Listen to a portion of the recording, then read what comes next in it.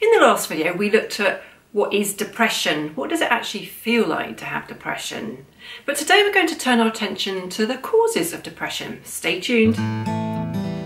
So what causes depression? I think it's fair to say that there are lots of different causes, and experts haven't identified exactly what causes depression in different people. And indeed there are many different factors, so what causes depression in one person might not cause depression in another. So it's a complex disease. But for my own part, I've lived with depression on and off since I was a teenager. And for me, I feel that attachment to another human being is extremely important. And I'm talking about when you're a child. So when you're being raised by one parent or two, it's having that bond between someone that gives you the foundation for being happy later on in life. You know, if you don't have that, then you're more at risk of having damaged self-esteem and becoming depressed later on in life. And if you project that sort of further forward as well, I think loneliness is a big factor for depression. And, you know, lots of studies have shown that actually social integration is a big key factor in terms of people's mood and how, you know, whether they get depressed or not. So in my mind, it's so important to have good relationships, good friendships, and maintain good bonds with family members if possible. And then, of course, there are life events, stress from various things that are going on in your life, be it redundancy, money worries, perhaps you're bereft, you've lost someone that you love. All of these things can cause depression, and it makes sense. Of course, some people are more vulnerable than others, and in medical terms they call it resilience, which is a word we're probably all familiar with, which means that some people have a tendency to become depressed more than others. And we don't know the reasons. There are theories. It could be the attachment theory, or there could be something biological going on. But nevertheless, some people will be more depressed by certain events than other people. Hormones have a big part to play in depression. For example, if you're reaching my age where you have the potential to go into the perimenopause or the menopause, you're going to start to experience these changes in your levels of estrogen and progesterone, and that can play havoc with your mood as well as other physical symptoms. And then there's postnatal depression too. When you've had a baby, the hormones can be changing, and that can trigger depression. Of course, there are other issues at hand when you've had a baby. For example, looking after a new life could be completely overwhelming. And if you've also got a tendency for having sort of emotional issues, then you can get depressed then. And then puberty.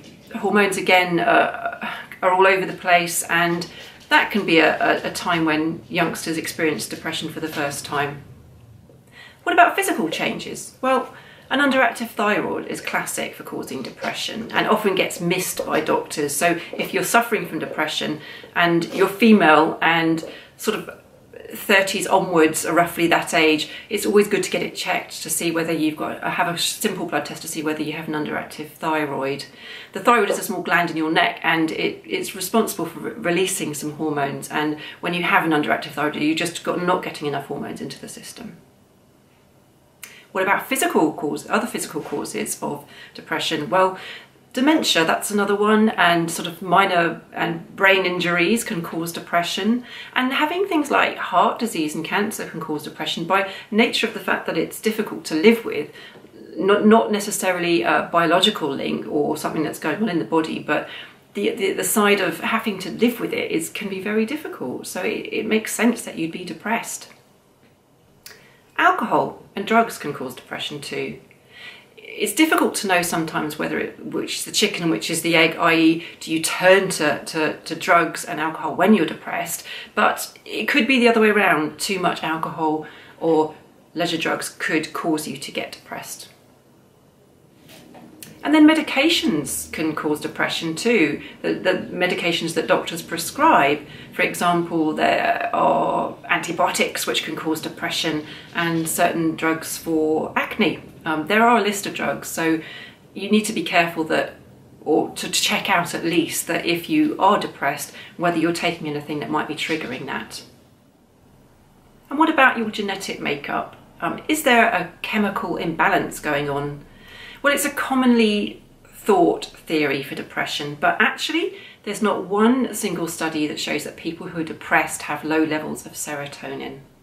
That's not to say that there's not a sort of biological chemical cause, but there are many neurotransmitters in the brain, and scientists just haven't pinpointed it to the fact that A equals B. So although something might be going on, it's not fair really to say that that person's got depressed because they've got low levels of serotonin. But interestingly, you may have heard of the gut-brain connection. Well, actually there are more neurotransmitters in your tummy than there are in your brain. So you may be familiar with a sort of a gut feeling when something's happened in your life. You know, when you're anxious about something, you might get butterflies in your stomach. Well, that's no coincidence. There are neurotransmitters in your stomach which are causing this. And that can transmit through the vagus nerve, which is a long nerve running through from your brain to your stomach, and cause emotional changes. So that can be a cause of depression too. And so that ties neatly into nutrition. What we eat can really change our mood. So it's good to look at your diet if you're suffering from depression, just to see whether there might be a link, and maybe keep a diary of the different things you're eating and whether you're feeling your mood is changing depending on what you eat. So I hope that's been helpful, but I can't sort of cover everything, and there might be things that I've missed out that you've thought of. Why don't you pop a comment under below this video and share it with everyone? It'd be really interesting to hear. And if you've got any questions, please let me know either in the comments, or you can email me, harriett@wellbeingexaminer.com. And please give me a thumbs up if you like this video, and remember to subscribe. I'll see you in the next one. Bye. So last time we looked at So in the last video, we looked at the core. In the last video,